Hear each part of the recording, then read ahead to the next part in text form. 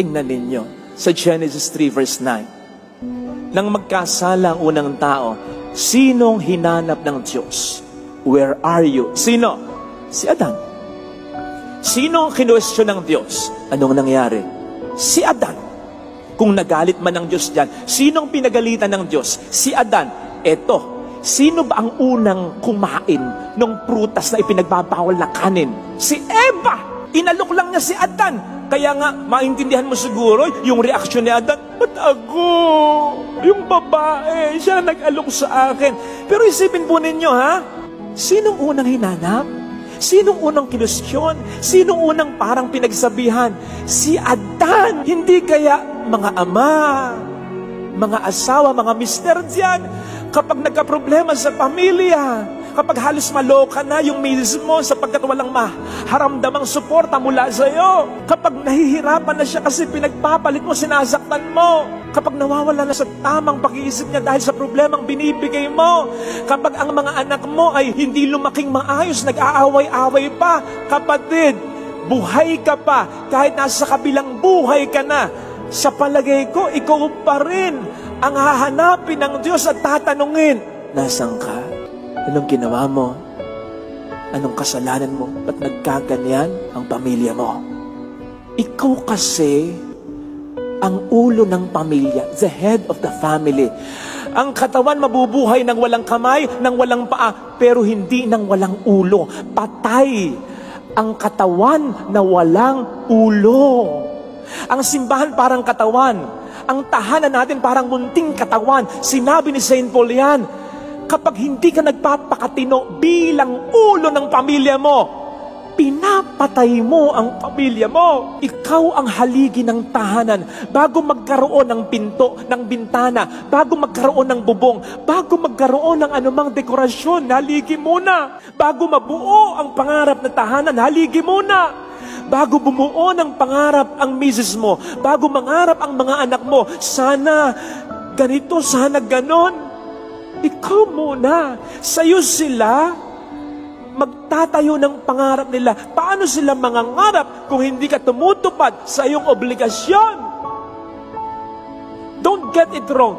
Kahit wala ka, kahit irresponsable ka, kakayanin nila. Pero wag mong iisipin, kaya talaga nila. Kakayanin nila, in a sense, wala silang choice kundi kayanin na lang talaga. Kinakaya lang nila sapagkat ayaw mong samahan sila. Pero wag mong iisipin na kahit isang sandali, hindi nila naisip, sana nandun ka. Eh kung yung patay nga, iniisip sana nandito pa. Eh yun patay na. Matatanggap na yun kahit paano lang, di ba? Pero yung ikaw ay buhay, tapos makikita kanila sa piling pa ng iba. Huwag mong isipin hindi kanila hinahanap.